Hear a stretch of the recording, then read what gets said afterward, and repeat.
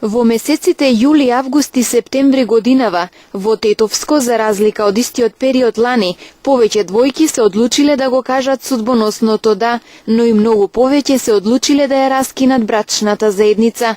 Летово најмногу бракови се склучени во општина Тетово 198, пошто следат општините Боговиње, Желино, Тејарце, Брвеница, а најмалку бракови се склучени во општина Јегуновце 29.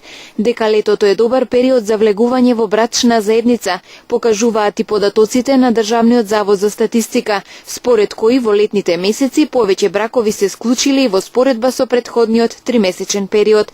Но за жал, освен стапувањето во брак, тренд на значително растење бележи и бројката на разводи во сите 6 тетовски општини. Колку за илустрација, летото во 2013 година, според податоците на Државниот завод за статистика, за 3 месеци се случиле од 1 до 10 разведени бракови, а годинава од 3 до 30 разведени бракови. Ова лето најмногу двојки решиле да го прекинат заедничкиот живот во општина Тетово, каде се случиле 30 разводи, а на ваков чекор најмалку се одлучиле во општина Јегуновце со 3 разведени брака.